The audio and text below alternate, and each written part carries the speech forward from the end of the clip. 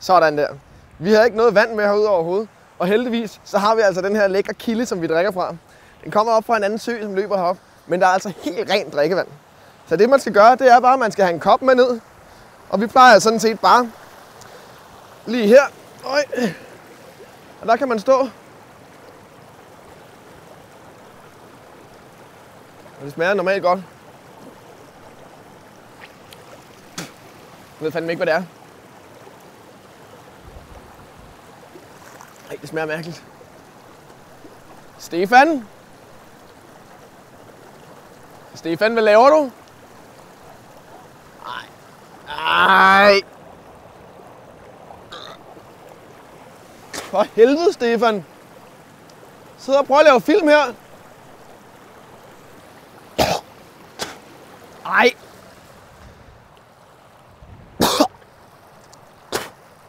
Ej. Føj, altså. Hey. Programmet præsenteres i samarbejde med Shimano, Maui Jim og Jeff Andersen.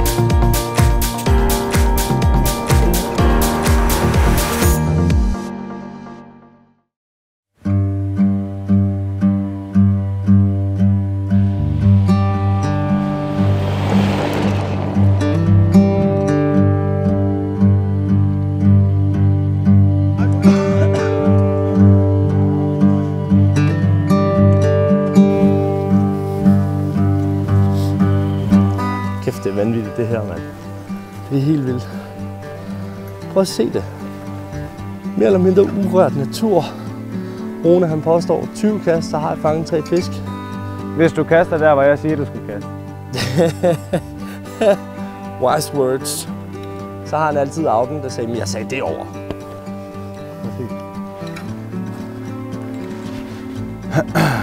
Så rækker vi lige op.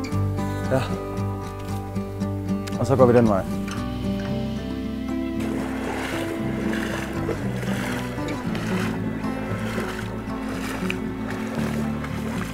Hoppa! Høj. Okay. Fisk. Det vi gør nu, Martin, det er, at vi kravler lige herned.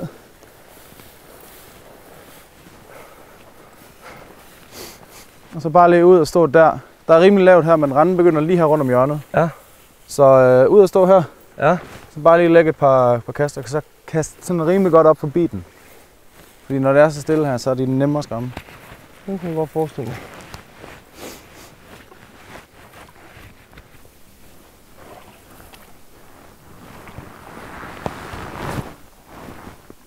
Yep.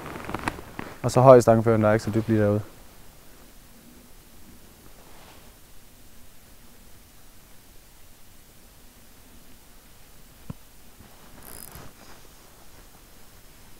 Bunden. Så lad os lige rykke en tak op her. Det er også noget med, fordi vi har 4 timer og et kvarter, til vi skal stå op på vejen og være klar til at hente. Ja. Og vi har alligevel nogle kilometer at skulle dække. Så nu begynder det dybe vand at komme her, ikke? Jo. Så bare godt op langs med, så 3 meter fra kanten. Ja, men altså.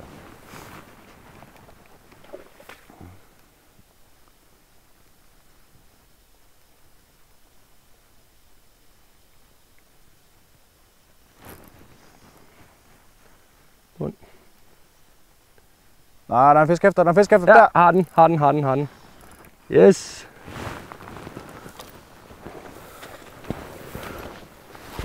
En fin lille en, mand. Hvor er den nice.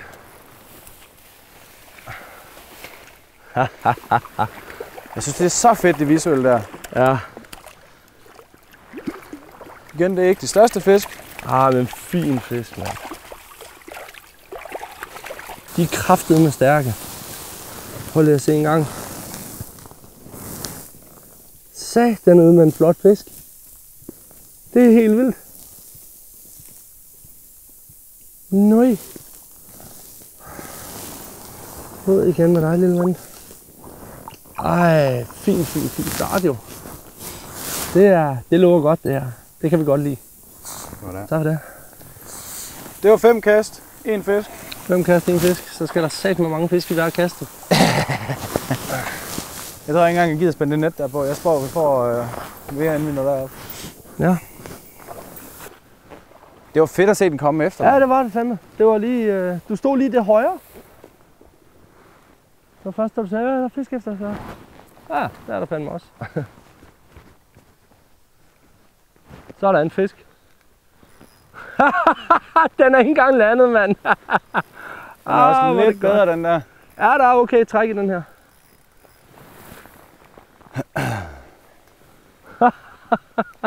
Jeg sætter mig, hvis du bare bliver stående der, så tager jeg lige et hul her. Ah, fin lille fisk igen, mand. Ej! Nej! Det var en næsten 40, den der. Ja.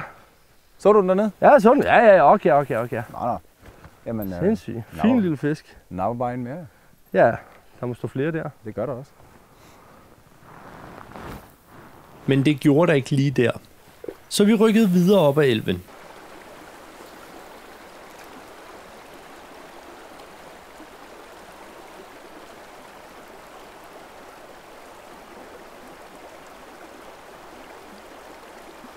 Yep, fisk. Skal du have nettet? Ja. Gaf. For satan, mand.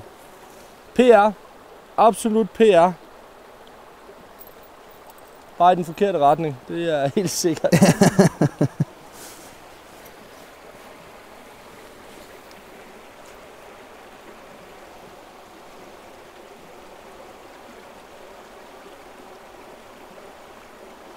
Yes! Ej!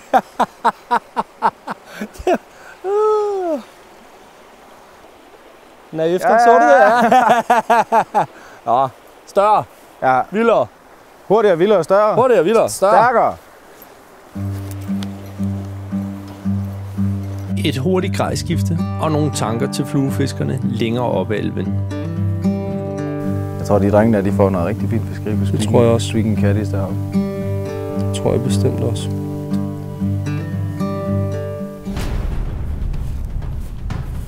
Den vender derop, Martin. Kan du se den?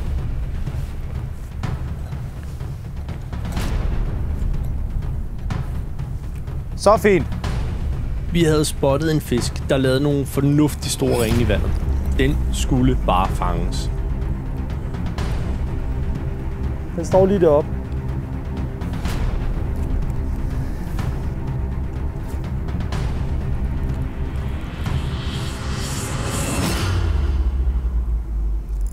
Ja, sådan. Den er fin fisk, den der, mand. Jeg kommer lige over. Ja, den er fandme god, den her, Rune.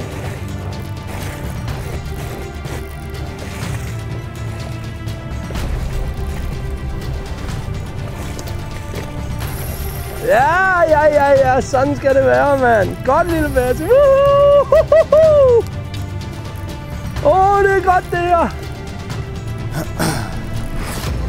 Den er fin, den er. Den er rigtig fin, Rune. Sådan. Ja.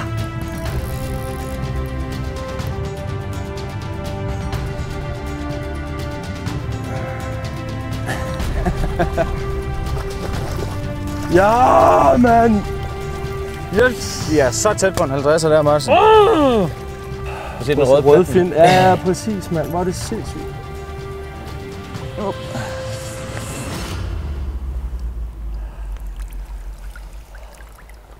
Det her, det er en satans sjov fisk at fange på sådan noget vand her. Det spiller.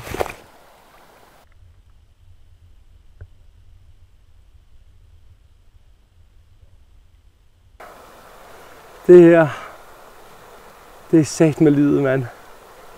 Hold nu kæft. Fuck, det er fedt. Det er noget andet end at gå og fiske. Fiskeret nede i lammekanalerne.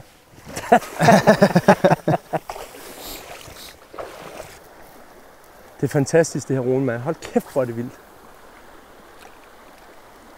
Så kan det godt være, at man skal gå lidt for det nogle gange, ikke? Især i dag, hvor vi har det her Så vi har haft så lidt regn i 1,5 uge eller sådan noget, ikke? Så der er bare ikke nok vand i elven. Men når man så finder fiskene... Yes, sådan. Ej! Nej! Jo!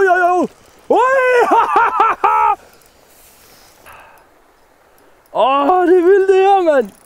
Den er mindre, den her. Alligevel tager den bare mega meget fat. Jeg forstår godt, hvad drengene hop siger, hvis man tager 3 60'er i træk, så er man færdig i armen. Jeg har taget under en halv traller, og en lille, den her, den er nogen 30, måske lige 40. Jeg kan godt mærke det. Er du klar, Rune? Jeg er fuldstændig klar. Så får han lige herinde, tror jeg. Den er meget mere rødlig, den her. Ja, den er nemlig rigtig meget mere rødlig. Sådan. Det er en bækrøding. En bækrøding? En bækrøding. Den er bare langt fra træt, altså. Hvor er de sindssyge, de her fisk.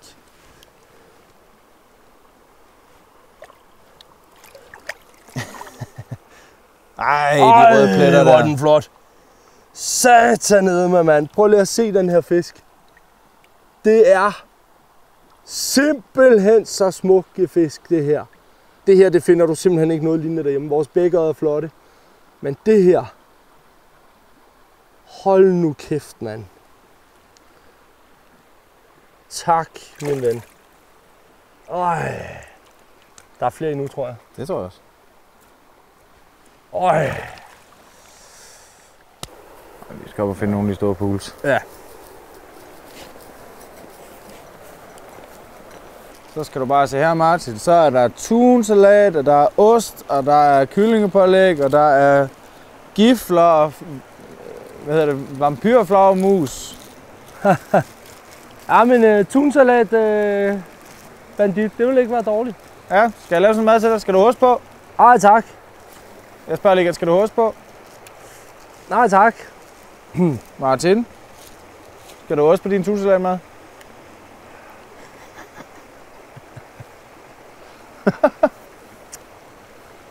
Du vil gerne være fri, det kan jeg godt høre. Ja, jeg kan godt undvære lige i starten i hvert fald.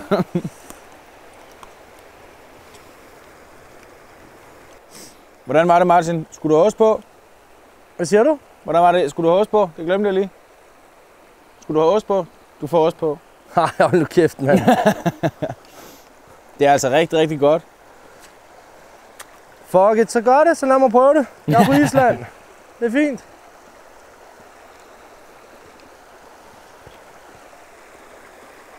Skal du have 1 eller 2 skiver? Bare en. Men tunsalat med ostmad herovre.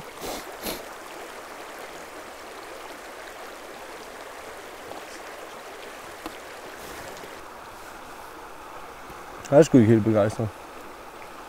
Mest fordi det rent faktisk smager godt. Ja, det smager nemlig godt. Ja. Nå, jeg siger nogle ord, jeg har sagt. Tæller ikke. Det er der ikke så mange, der ser.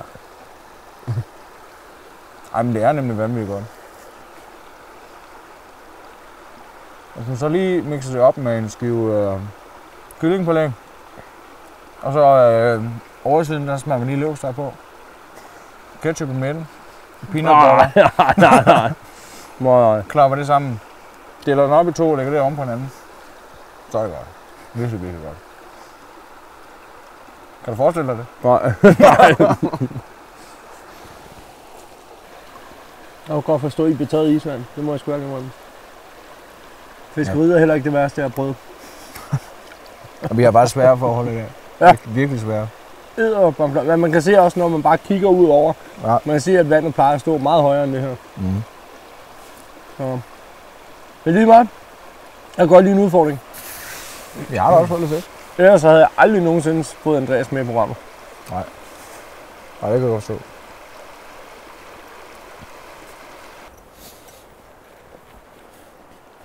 Det lugter Er muggen røv her? ikke dejligt, det der nede i hullet. Hvad? Ja, der får. Der er røget ned. Jeg tror, polarmissen har været i gang måske. Polarmissen. Hvad var det? Er det Stefan eller hvad? Polarmissen. Polarmissen, det er polarreven. Jamen, jeg tager lige dem derude der. Ja, gør lige det. Fluejern, han ville simpelthen rive sig i håret, hvis han så, at vi kastede til ringende fisk. Hvad siger du? Jeg siger, Andreas, han ville rive sig i håret, hvis han så, at vi kastede til ringende fisk. Og Martin, for fanden, der. Det så jeg slet ikke. Ja! Fin fisk! Ja, men jeg kommer for helvede da. Det skal satme være hurtigt her, for en gang imellem, så vender de altså bare rundt og svømmer nedstrøm, så prøver at ryste den ud af munden. Så det gælder om bare at være klar parat med...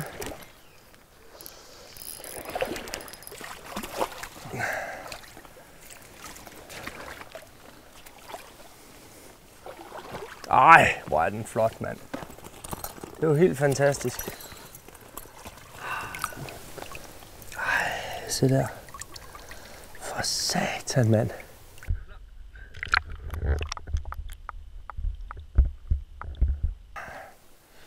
Det her I like a lot. De ligger lige over for os også. Nu tager jeg altså snart kast, Martin. Jamen prøv Jeg kan snart ikke styre det mere, altså. Det gør du bare. Jeg tager lige et kast. Ja, jeg tager et kast. Jeg kaster lige over. Det er bare mere, at du ved det. Ja, men jeg tager den sådan her lige over, så kommer jeg ikke vejen for dig. Det er i orden. Øj! Tag den så. Der er den der. Der er trykbølger og det hele. Ja, mand. Det er en fin fisk, Rune. For satan, det er en fin fisk. Hold kæft, det er en fin fisk. Så er det mig, der skal nette den, eller hvad?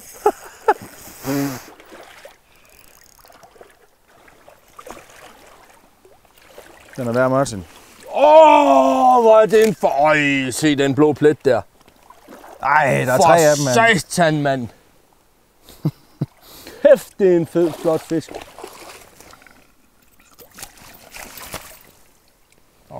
Nøj. Prøv at se den orange på stribe der. Prøv at se den orange stribe. Prøv at se de blå pletter her. For satan, det er nogle flotte fisk, mand. Skal du have en måler på den? Nej, det skulle lige gøre. Den er over 50, den er. Det er den. Den er 52. Shit! Hvor er det vildt. Se der. Pletter helt nede på buen. Ja.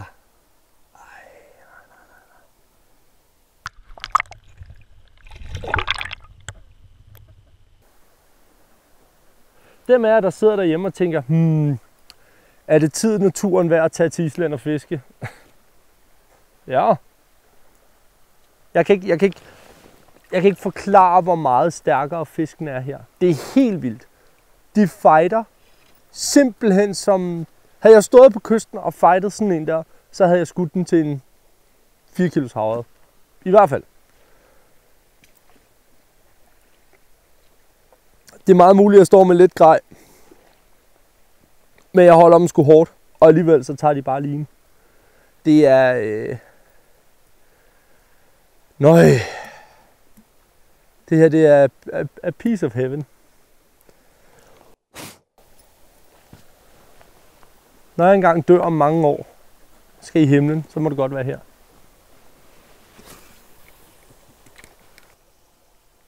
Ja, mand, sådan. Den er fin. Den er rigtig fin. Og den svømmer nedstrøms, sådan. Yes, yes, yes, yes, yes. Det er bonanza, det her, mand. Det er fedt. Altså, vi får lavet noget ravage i det vand her. Ja, det gør vi. Og de er jo pisselig glade, altså. Fuldstændig.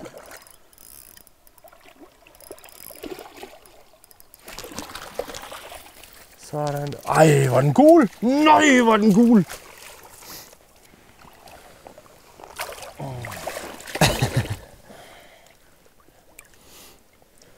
Ej, den hvor er er den flot, mand. Nej, hvor er den flot. Prøv at se det gule hoved, mand. Nej. Og finde heroppe med en orange kant og sådan noget. Ej, jamen, det er jo fuldstændig vanvittigt, det her. Ej, shit, Rune. Jeg var aldrig hjem. Men det kan jeg godt forstå. Det var nummer 11. Den tager lige den der. Den tjekker lige GPS'en. Hvis nu den siger den retning, Ja, så er det fint. så er der ingen undskyldning. Så skal vi lige op og have den sidste pool med også. Skal vi nemlig.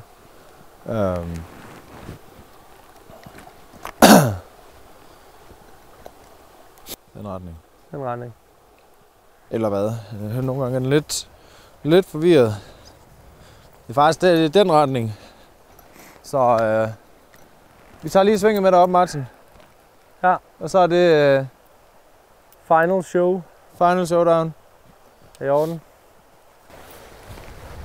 Der er altså dybt hernede, Martin. Hvad? Der er dybt hernede. Er der det? Ja, det er der. Ja, det er der. Det er sådan en rigtig lille luskehul. Det sagde hun også i går.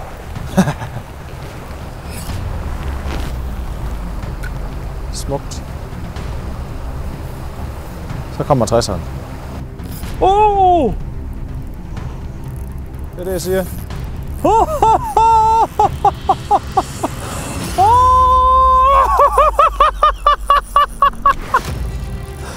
Shit! Den nåede jeg da også kun lige at kalde, hva'? Er du åndssvag? En fisk, der er hissig her. Skal jeg satme lige passe på den? Der ligger en stor sten derude. Jeg tror faktisk hellere, jeg vil gå derop, så har vi lige lidt ekstra løberum Ja. nedstrøms. God plan. Svømmer den under en brink. Nu er ude foran dig. Kom herned og stå, Martin, hvis det er. Den er fin, den der. Den er rigtig fin, den. Øj, den er fin, mand. Jeg kan ikke ud for, at du har ret meget kontrol over det, der sker lige nu. Hæft, den er også bare gylden, mand. Ud over de sten der.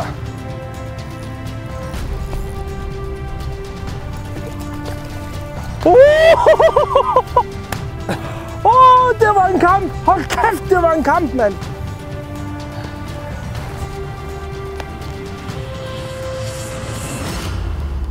Og så sæt den ud, så lad den stille sig dernede et eller andet sted. Det her, ikke? Det er en fucking flot fisk. Men den bløder lidt. Så den får lov lige at sætte sig ud og sunde sig ude i stenene derude. Hvad var den? Nogle 50? Det var 55. Ja. Og den står lige så fint og sunder sig der. Ja, den står lige der. Ja, ja. Det var en god afslutning. Det var en god afslutning, det der. Jeg nåede kun lige kalde den. Jeg synes, Ja. det er fedt. Der kommer 60'eren. Det var ikke helt en 60'er. Det var ikke en helt 60'er, men det var tæt på.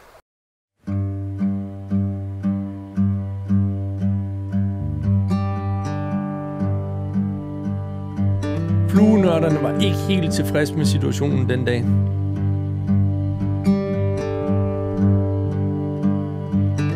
Så de skyndte sig ud i søen for at få lidt revanche. Hornet havde jo trods alt været uden fisk hele dagen. Det er det vildeste fiskeri. Vi er lige kommet ned af sådan, Andreas tager lige sådan 10 kast noget i stil. Får en fisk, så går jeg foran med ham, tager 3 kast, en langs den, og så hugger den af det vildeste take nogensinde. Springer fri af vandet lige med det samme. Og de er så vanvittigt flotte. Og kæmper så vanvittigt godt. Det er fedt! Se på den! Se på den!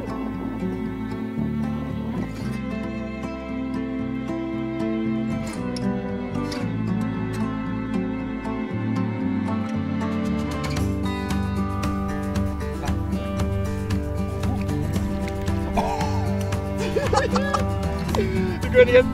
Nu! Modhøj! Hvor er det fedt der. For you, Frodo. For you, Frodo. Eller model. Eller sovepose-tester. Og der ses Steven. Hvor? Nej. Fange mig nu. Ja! Hvor er det godt.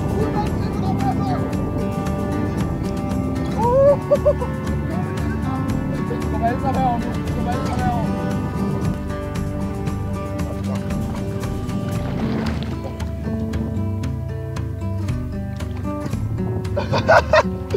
Woohoo!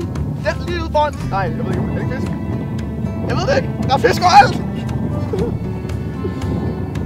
Mit liv er dejligt. Så tager de den også bare hårdt. Prøv lige at se. Ej, hvor er den flot.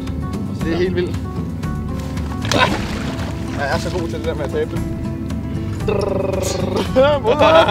TV! Vi fanger en ny! Fuck, hvor så det vildt ud det derfra, da de bare kom. Ej, det er så sindssygt. Det håber jeg godt nok kommer til at ske igen. Hvad siger du? Ja, lige kommer helt forbi. Og Martin han ligger oppe i teltet. Han har så også haft en rimelig god dag, kan man sige.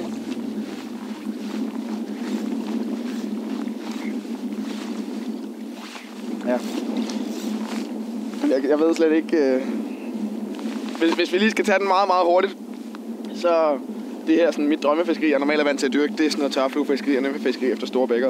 Og det foregår jo med små stænger, klasse 4-5. Og så nogle lange, tynde forfang, som ender de i 0,12 eller sådan noget. Men her der er det store streamerfluer, som er grove. Altså de er bundet på størrelse 2 kroge og størrelse 4 kroge med store sunkerstrips. Og så fisker vi med forfang på cirka i alt 10 fod. Men med slutspids i 0,26. Og det er bare, altså man kan krane nogle ting på den måde, men vi har hørt om masser, der knækker lige en stå på store fisk der. Men det her, det er bare, det er så groft, og det blæser, og vi fisker i en sø og kører jeep, og... Nej, det gør vi ikke, vi kører Land Rover. Jamen, det er for vildt. Det er fandme sejt. Det er så godt, vi er kommet ud og opleve det her. Fanger vi en til. Ja, drenge. Bare fordi, at jeg har haft en god dag i elven, så tror jeg sgu da ikke, jeg kan blive væk fra søen, hva'? Hard to fall and get right up again. The page is turning slow. The chapter was insane. So let's go ahead and don't be afraid. Just keep on running till the sun is down the road. The world is out to be. So you see, if you're waiting on the side, just thoughtless and tired. Go outside and be the one you feel. Let go of hate, but you don't need no more TV. Yeah.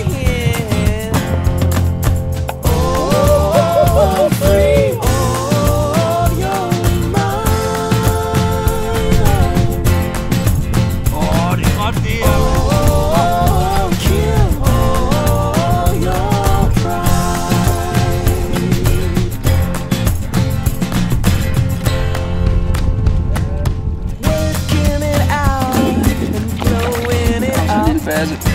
Feeling it hot and burning it down. So the feeling's great, the future's bright. So let's start to walk. Jeg bliver helt betaget. Jeg har taget 12 fisk i dag, og jeg er stadig helt... Hvad er det sådan en her? Jeg har taget 14. Så 12 eller noget. Du fik 13 eller noget helt med den her fik. Det er sgu da rigtigt. Jeg har taget 14 fisk i dag. Så har jeg set nogle mange af nu her, hvor jeg ikke kigger. Det så jeg alligevel. Og så har du fået endnu. Ja. Det er dejligt. Fiskland. Du lavede lige snigeren der, snitter lige udenom. Du skal ned. Ja. Perfekt.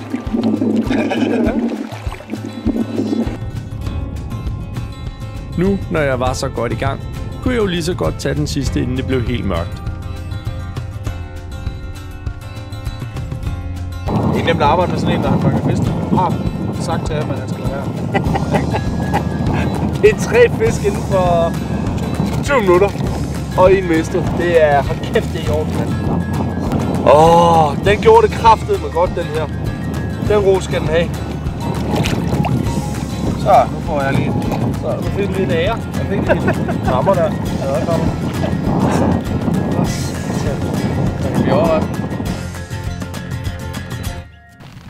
I dag har været fuldstændig vanvittigt for mit vedkommende. Jeg har haft eminent fiskeri nærmest hele dagen.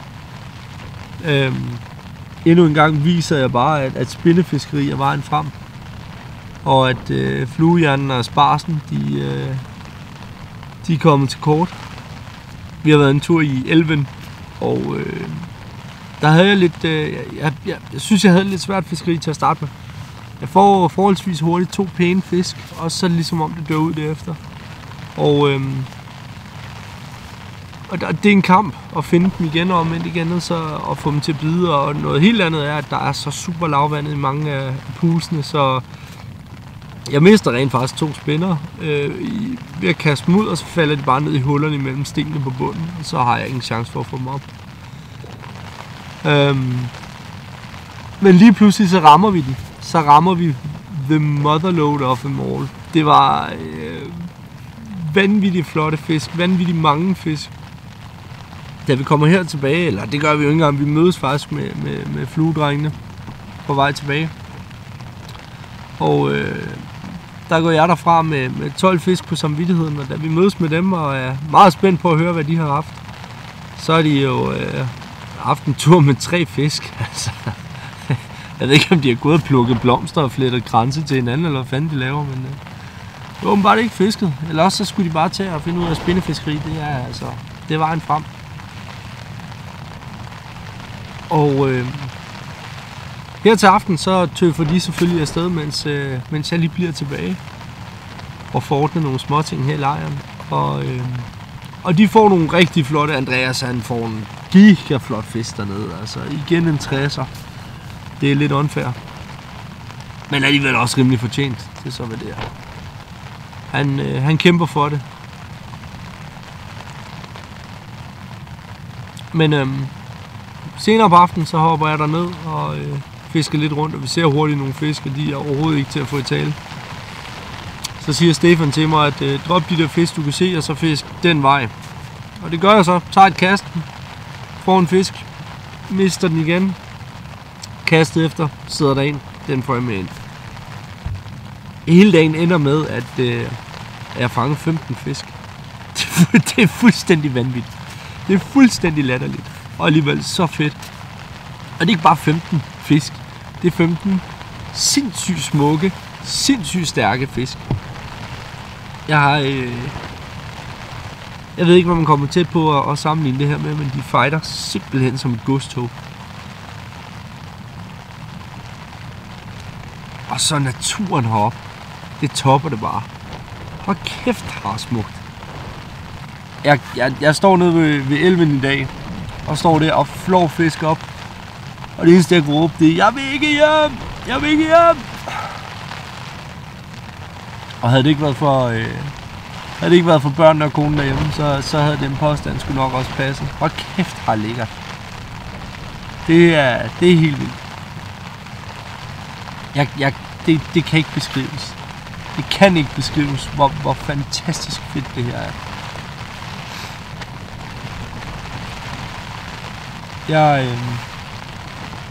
Jeg kunne anbefale jer at tage op. Der er ikke noget der. Giv fat i Rune og Stefan, find en tur. I fortryder det ikke. Det er hver en øre værd. Men lad være med at tage Andreas med, han er pisseirriterende. Lad være. Aldrig mere.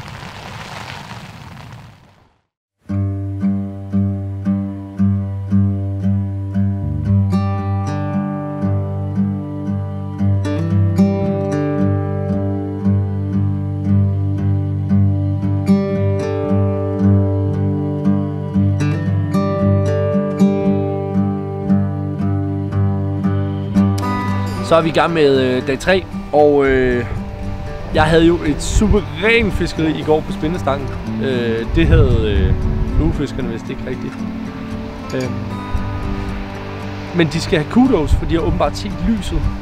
Så i dag, der er de fandme alle taget spindestinger, undtagen en. Undtagen den eneste ufører. Du får så meget test. Men ham har vi op. Nu har jeg gået de sidste par dage her og fisket med flue, og det har fungeret rigtig godt.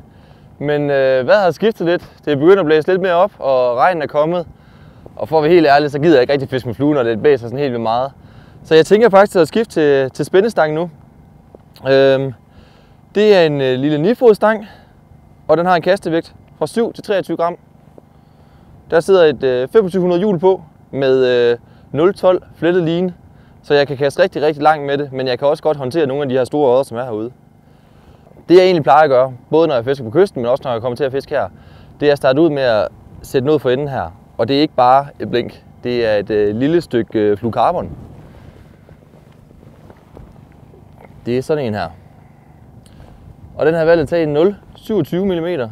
Det vil sige, at den kan altså håndtere noget brudstyrke for det første, og så kan den også godt håndtere de her tænder, som odderen har. Der er faktisk 2 grunde til, at jeg vælger at tage det på. Et, det er, at det er meget kraftigt i forhold til flettet line. Så de her odders store tænder, de kommer ikke til at raspe den her line over hovedet. 2, så er det lidt mere usynligt end fletlinen. Og det er ikke altid, det har en kæmpe forskel, men det kan det have. Og specielt på dage, hvor det kan være lidt svært, for eksempel som vi har oplevet her de sidste par dage, så kan det faktisk gøre en forskel. Så jeg tager cirka en 1,5 meter af spolen, og så begynder jeg at binde den på. Den binder vi sammen her, fletline til fluorokarbon med en dobbelt olieknude. Den kan I for eksempel også se lidt senere, når vi begynder at give jer lidt tips og tricks til knuder og lidt andre forskellige ting og sager. Sådan der. Så har vi bundet et godt stykke forfang på. Og så skal vi ned for enden. Og en af guiderne han har fortalt mig, at en lille møresilla, det kan de rigtig, rigtig godt lide. Og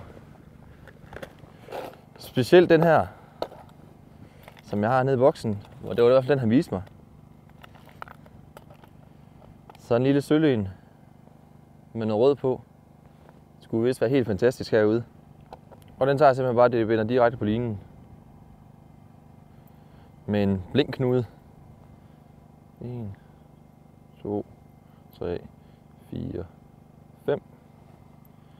Ned igennem hullet. Og op igennem lykken. Og så lige give en gang spyt. Så holder den.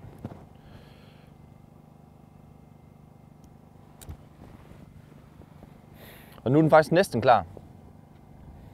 Men med den her odder herude, de har rimelig stor mund. Den her trækrog, den har jeg faktisk tænkt mig at skifte. Fordi jeg kan rigtig, rigtig godt lide at fiske med enkeltkrog. Og det har egentlig 2 fordele. 1, det er ikke altid det kroger bedre, men når den endelig bliver kroget, så er det meget, meget sjældent at miste den. Og 2, det er, at hvis der er 3 kroge, og det er faktisk fisk, som vi rigtig, rigtig gerne vil genudsætte mange af den her, så kan det faktisk gøre mere skade på fisken. Så derfor har jeg egentlig tænkt mig at skifte den her ud. Og så tage sådan en pakke her med små enkeltkroge i stedet for. Og den eneste forskel, der er på dem her, og så en almindelig enkeltkroge, det er, at de har lidt større øje, så krogen bedre kan hænge løs. Sådan der. Så er jeg klar.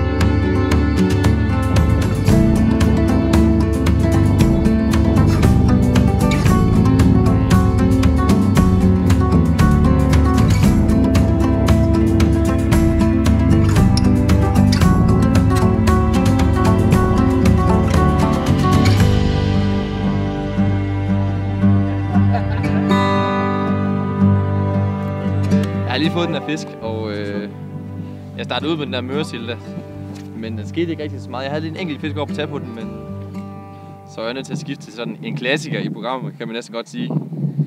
I hvert fald er det Martins klassiker. En salty wobbler i 18 gram UV. Den gjorde altså tricket lige nu.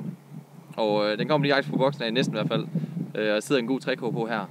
Den har også fået et lille tryk, kan jeg se. De kæmper rimelig godt, den her fisk. Så det er dejligt, det kan godt være, at jeg skal have den skiftet. Men den virker i hvert fald. Nu skal vi bare fange nogle flere fisk. Og han skal også lige med på tavlen her i dag. Er han ikke nu?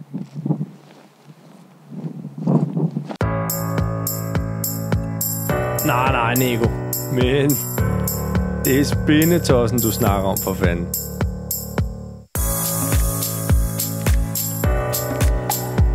De er simpelthen så stærke og smukke, de fisk. Og den her, den bliver til mad.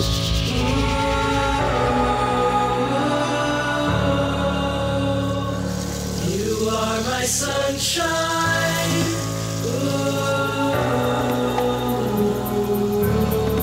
Så skal du op i. You will always be with me. Det er først nu, fiskeriet begynder at blive godt. Ja, det er det. Vi skal bare have i skuffen, og så skal vi ud og fiske. Det skal vi nemlig. Nikolaj, vi skal afsted for de andre skal. Jo, der er virkelig mange fisk dernede. Det er faktisk nu, det starter. Han er mæskig. Ja, det er kom. Andreas, du skal lige rydde op i lejren.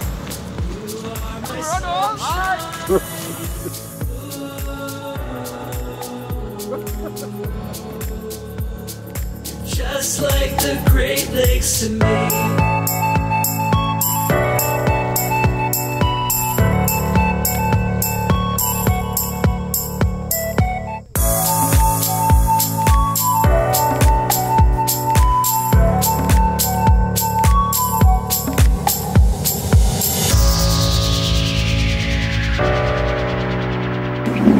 Jeg havde også meget en stor bibel her før der. Lang nogle arme, og så bare jern igennem, Nikolaj. Og så bare lad den synke et par sekunder, og så igen. Ja, mand! Fuck, du er så vild, du er! Hvor er det godt! Ej, hvor er du vild! Bare lige lade synge første gang, man gør det. Det var det sjoveste, du har set. Det er virkelig en guide, der kan sin trick til der. Altså, guiden han siger, Stefan han siger sådan, prøv lige at tage den op under armen, speed alt det, den overhovedet kan, og så lad den synge i 2 sekunder. Første gang I gør det, boom, så tager den. Ja, sådan. Ja, dejligt flue. Ej, jeg bliver set fisk her.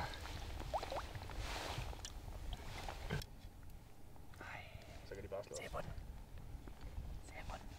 Se på den. Ej, hvor var det dejligt. Det er virkelig guiding, der gør noget det der. Det er helt vanvittigt. Hold nu op. Vil du ikke stå ved min side altid, når jeg fisker? Det var penge nok, så jo. Det vil jeg sørge for en drenge. Hatten af. Tak for det.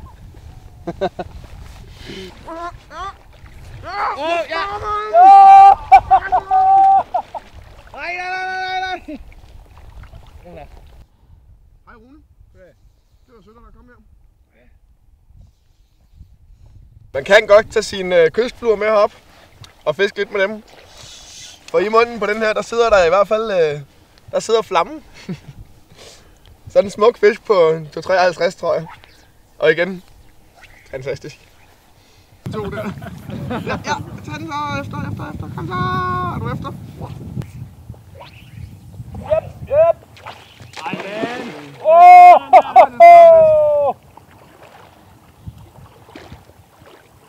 Han smadrer, hvis bare kan blive at hive fisk ud. Nej! Ja! Nej, det gjorde det ikke. Kraftedeme, mand. Det skifter de grove der. Jeg har lige tjekket, den er vold fucking skarp. Så skulle du tjekke reflekserne. Det var ærgerligt. Det var 60'eren.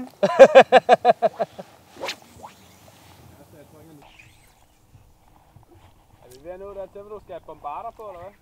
Jeg har en bombarder. Ui! Sådan. Bare sige nej, ikke? Få den væk. Få den væk fra stimen.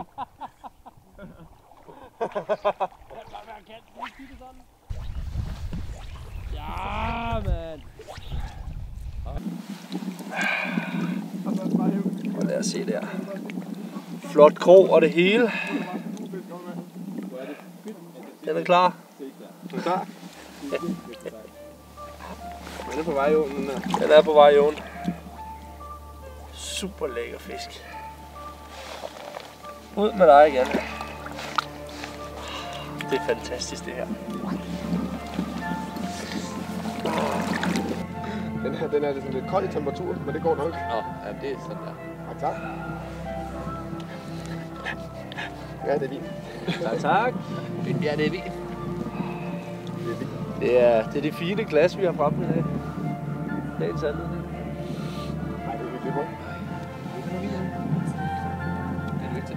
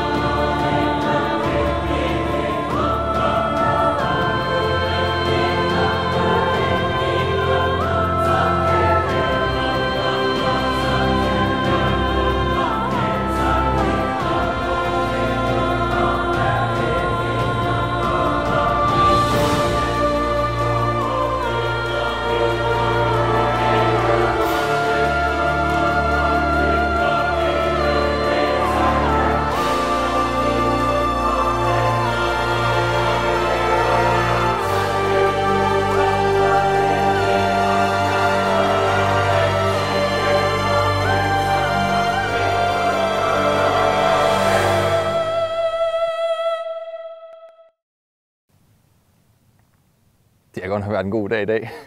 Det er helt vildt. Island blev bare ved med at overraske. Det er så vanvittigt der. Jeg var oppe sidste år, men det her det er meget bedre end det, jeg oplevede sidste år. Helt sikkert. I dag havde vi bestemt os for at sove lidt længere, og ja, Andreas der han sov, jeg tror 12 timer eller sådan noget den stil. Hele morgen lå han bare boblet hele vejen igennem, så det var dejligt lige at få lidt søvn og sådan noget der, så man ikke var helt træt hele tiden. Men vi fulgte Spindingtostens dejlige eksempel i går. Han fangede jo rigtig mange fisk, rigtig mange fine fisk. 15 fisk fik han i går, så vi skulle ligesom gå i hans fodspor og se, om vi ikke kunne gøre noget af det samme. Så i stedet for at tage fluestangen med, som jeg egentlig normalt plejer at gøre, så tog vi spindestangen på nakken, og så hamrede ud på en af de her små halvøer, som ligger nede langs søen hernede. Og det gik faktisk rigtig godt. Efter 20 kast måske, så er der en rigtig flot fisk. Og den var jeg jo super glad for. Den sad i en rimelig godt kroget, men sætter den ud igen, og så tænker jeg, nej, den skulle vi have haft at spise. Men heldigvis har jeg spindetossen i baghånden, så han kunne lige fange fisk til os, og vi fik også lige noget mad på den her konto. Det var rigtig lækkert. Så kunne vi se, at Andreas han gik lidt længere væk og havde gang i et eller andet. Så vi kom ned til ham og kiggede på, hvad det egentlig havde gang i, og snakkede med ham. Om han har fået en på 51, og så en på 58. Så vi begyndte selvfølgelig at fiske efter ham, efter vi har fået lidt mad og lidt fisk og sådan noget sammen med de andre gutter. Så gik vi ned for at fiske igennem, og så skete der det vildeste nogensinde. Virkelig fedt. Der var så mange fisk i overfladen. Jeg har aldrig nogensinde set noget lignende. De kom fra højre og venstre, og det var så fedt, fordi at egentlig så kunne vi ikke få dem til at tage i starten. Og vi fik et par følger, hvor vi trak fluen ind og sådan noget. Der skete bare ikke rigtig noget. Men så er det godt, at vi har nogle af vores dejlige guider med. Det kan I garanteret også se på en af optagelserne, hvor jeg står ude og fisker, og jeg kan bare ikke få dem til noget. Så Stefan siger lige ude bag øret sådan, prøv at tage den op under armen, og så bare strippe den sådan hen. Og så når du kan se den følger, så stopper du den. Første gang han sagde det, der virkede det. Og så tog den bare mega hårdt. Det var så vanvittigt. Jeg tog sådan, og så fejler ind og sådan noget, og hammerflot fisk, ligesom det altid er på den ø. Det er virkelig fedt. Og så begyndte vi bare alle sammen på fisk. Vi stod bare sådan en halvcirkel og kastede ud i den her kæmpe stime af fisk. Jeg tror måske, der har været sådan mellem 20 og 30 fisk nogle gange, hvor de bare trækker ind forbi. Det er så vanvittigt fedt. Og jamen, jeg ved faktisk ikke, hvor mange vi endte med at fange med. Men jeg fik et par stykker. Andreas fik endnu flere, og spindetossen, jamen det var så fedt. Det var så vanvittigt fedt. Og nu er vi bare kun en dag tilbage. Og jeg ved slet ikke, hvad jeg skal gøre mig selv. For jeg har virkelig ikke lyst til at se hjem. Jeg har virkelig bare lyst til at blive her og vågne op i det her fantastiske landskab. Er du galt, hvor har det været fedt indtil videre? Det er helt vildt. Guiderne, de gør det sindssygt godt. Southbound-drengene, de er så skarpe på deres game. Det er helt vildt. Og når man ikke lige kan helt finde ud af dem, så får man en ny flue. Og så, Stefan. Han skulle lige vise sig som guide selvfølgelig. Så jamen, det er så åndssvagt. Vi har stået der og fisket, og vi har ikke rigtig kunne fange, men bare faktisk gå op på land for at drikke noget kaffe igen.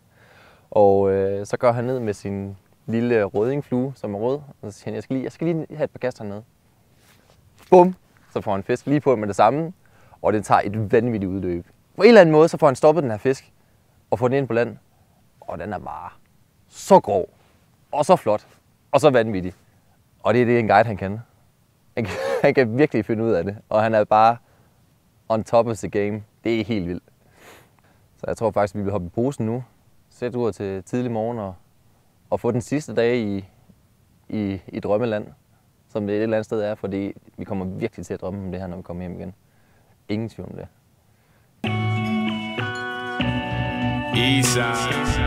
Let's go look at the grip, man. In the I bet you never thought of this. Be written, got the motherfucking it factor. Yes.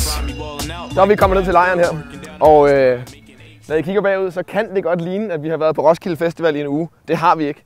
Men vi har simpelthen en masse ting med lige fra vaders og mad og skrald og alt muligt voldsomt, som vi skal have med tilbage. Så er der rodet lidt her i vores hybel. Men nu går vi ind og kigger på det alligevel, for I skal have en rundvisning. Altså, hvis vi starter her, så er tingene allerede lagt flot op, ligesom sådan en walk-in closet. Vi har lidt vaders liggende og noget. Vi har nogle vadestøvler. Lidt ekstra pap, hvis man skulle mangle, men det bruger vi ikke til så meget her i lejren. Så har vi selveste Spindetossens telt. This is where the fucking magic happens. Han sover sammen med en af kameramændene, hvilket man godt kan se derinde. Der er sådan lidt, der dufter, ikke også? Der dufter lidt af kærlighed. Det gør der altså. Selvfølgelig så står Cola Zeroen herovre i venstre hjørne og hans fine Jeff Anderson jakke. Det er jo selveste mig og Nikolajs telt, det her. Det er jo telt død over dem alle. Det her, det er fedt. Der bor vi nemlig. Altid godt humør, ikke også? Inde i teltet. Man vågner med et smil. Bum, bum, bum, bum. Står op, og nu skal I se, hvad der sker derinde. Det er faktisk ret spændende, for inde i vores telt, der er der ingenting, for det er pakket sammen. Der er lige lidt solbriller fra Maui Jim, der er en taske, der er en simsjakke, sådan lidt af hvert, og selvfølgelig noget Jeff Anderson tøj. Noget af det fedeste, vi har med her på turen, det er en af de andre kameramands telt. Eller hvad man nu skal kalde det. Her der ser vi nemlig en sovepose med regnjakke på. Og det er fedt. Mikkel han har haft lidt problemer med at vende sig i teltet. Og det er, jeg tror faktisk, han har sovet ret godt. Han er blevet lidt syg på turen, men han er blevet rask igen nu. Så det holder på varmen. Det er altså selveste guidernes telt. Her, der sker altså nogle ting inde i det her telt her. Det er her, de planlægger tingene for dagen. Man kan se her. Hold da kæft. Ja, der lugter godt nok meget. Er det der vanvittigt? Tempurpuder, der vejer 1 kilo, og vi har noget hippie-tøj. Og, ja, det er rigtig Roskilde det her. Det er faktisk rigtigt. Oven det hele så har vi også en lille lygte, der lige hænger. Så man lige kan lyse hinanden op om natten, når man ikke kan se. Så man kan ramme. Kitchen. Vi har det hele. Vi har tranka. Vi har ting til kaffe og kogeting. Der roder lidt, som sagt. Vi har 2 stole, som guiderne selvfølgelig har sørget for. Alt det er godt. Men en ting, der er rigtig vigtig, det er det, vi skal op og se nu. Hvis I bare kommer med mig. Og ja, vi har spist godt, så man bliver lidt forpustet af at gå op ad de her sten. Ja, man tænker nok bare, at det her det bare er et helt normalt, hvad skal man sige, plateau fyldt med sten. Men det her, det er det, man bruger derom. Der finder man simpelthen en god sten at sætte sig ved, når man skal gøre de ting, man nu skal. Så man bliver nødt til en gang imellem.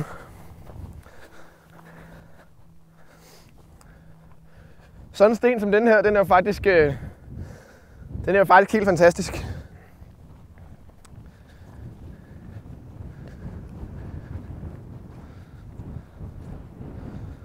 Af med bukserne, og så ellers ned i knæ. Så kan man sidde og kigge ud over her imens. Hvilket er helt fantastisk. Og igen, selvom man sidder og laver de her ting her, så nyder man det altså stadig.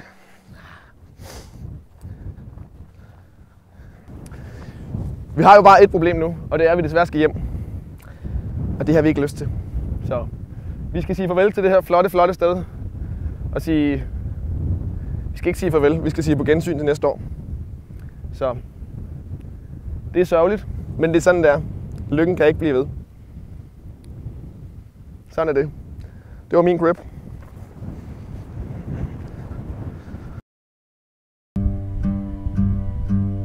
Da vi endelig havde fået pakket hele lejren sammen og rent faktisk var klar til at køre, måtte vi udnytte de sidste timer, vi havde på noget fiskeri.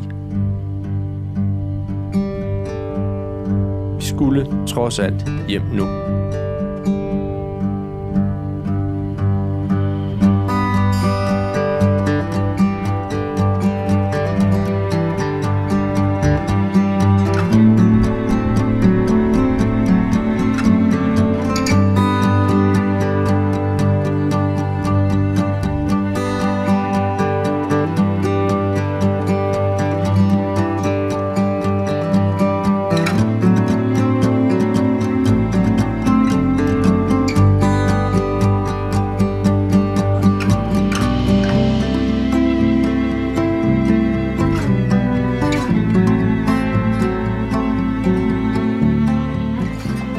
Han stillede sig ud i vandet og råbte, der var fisk. Så kom vi lige ud, og allerede lige da jeg kom ud, så havde Nikolaj fisk efter. Og der fik jeg en til at tage den knækkede line. Super synd. Men det gør de altså en gang imellem, fordi de tager så hårdt, de her fisk, og bare tager et voldsomt udløb. Så men kastet efter fik vi en ny flue på, og så kom der en fisk i hus. En mere. Så igen. Helt fantastisk. På en hvid flue, den vi lige har siddet og vist. Sådan der ser den ud. Og Rune, vores dejlige guide, en af dem, han var hurtigt med nettet igen. Så, jo tak. Igen en fisk på, den er nok 52, går jeg ud fra. Sådan der ser den ud. De er så fantastiske. Helt vildt.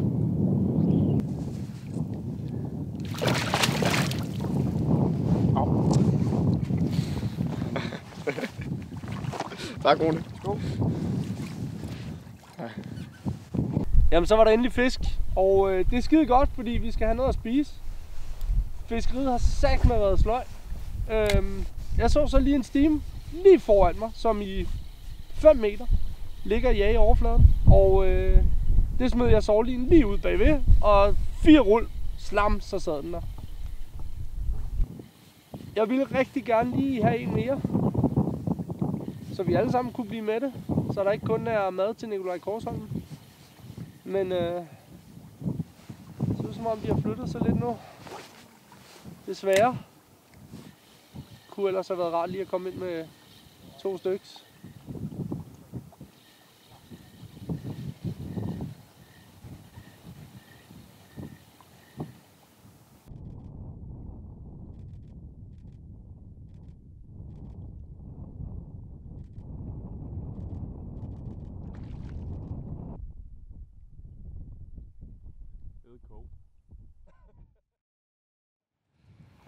Du har været her for længe, Andreas. Men nu skal vi også hjem, desværre. Ja. Det er fandme synd. Det er fandme ærgerligt. Det har været en mega fed tur. Det er jo galt, vi fanger en fisk. Det er helt åndssvagt. Og vi har haft virkelig fede oplevelser, hvor ørerne trækker inde på lav vand, og det hele, altså det er så vanvittigt fedt. Virkelig, virkelig sejt. Jeg vil faktisk helst ikke hjem. Nej. Det vil vi heller ikke. I stod og lyttede på os. Du siger til mig, vi vil ikke hjem, vi vil ikke hjem. Kan du høre noget? Ej, det må ikke være noget. Bare glem det, bare fisk videre. Ej, det er virkelig sejt. Det har levet op, det har været over alle forventninger. Det har over forventninger. Altså. Jeg havde troet, man fangede en 2, 3, 4 fisk om dagen max i snit, og så havde man nogle gode fisk der. Det var lidt højere. Ja. Det var lidt mere. Men det skyldes jo flere ting. Det skyldes, at vi har givet den sindssygt meget gas. Det har vi. Og det skyldes også, at vi har haft nogle rigtig, rigtig gode mennesker til at hjælpe os igennem ved noget af tingene. Dagbrænddrengene Stefan og Rune, de har haft helt fantastisk godt styr over de her ting her, hvordan det skulle gøres, hvis ikke lige det lykkes for os. Sagt, jamen alt lige fra fluer til steder og teknikker og spinner og kast derud, så fanger du en fisk. Gør sådan, så fanger du også en. Ja. Det lykkes. Og de har også bevist, altså de har næsten kun taget 3 kaster, de har fået fisk over 60 hver gang. Ja. Stefan har fanget 2 fisk, og de er begge 2 over 60. Jeg har ikke fået nogen over 60 endnu. Nej. Men jeg må tilbage næste år igen. Har du fanget nogen over 60? Nej, det har jeg ikke. Har du fanget nogen over 60? Ja, der var måske 2. Jeg har hørt noget om, at når man fanger noget over 60, så får man noget. Okay. Ja, det er ikke en flad. Det er ikke Nikita. Det er ikke Nikita. Andreas, han har været meget Han har humøret været holdt højt på et billede af Nikita Klæstrup her. Det er... Vi har sovet i telt sammen. Og haft et dejligt screenshot af Nikita Klæstrup. Jeg er ikke sikker på, at det er en god idé. Nej, Nikita, hvis du ser med, det er jeg ret sikker på, at du ser modhug, for det gør alle normale mennesker. Ja. Så vil vi gerne invitere dig ud og fiske. Og jeg er faktisk ret sød, selvom jeg ikke har så meget skæg og ikke er mega rig. Så, så kan jeg godt. Jeg tager en bil og 2 både, og det er fantastisk. Det er godt brugt. Så er jeg også, jeg er faktisk også rimelig sød. Er der nogen, der synes? Nogle steder. Ikke de 2. Ja. Blød som en baby. Men for helvede, det har været fantastisk. Det har været tak for en helt vanvittig god tur. Altså. Tak for tur og god dag. Ja. Altså virkelig god tur. Er du sindssygt, mand? Det har været fedt. Jeg ved, at Stefan han har noget til dig. Du er jo som enemand herre over en fisker over 60. Ej. Så du får sådan en lille en. Ej. Tak. Det er fortjent. Evigt minde. Fly Fishing Iceland 2016. Så får du en på plus 70 næste år. Ja. Ej, sådan en. Jeg tager en 4 så. Tak, drenge. Den skal sidde her.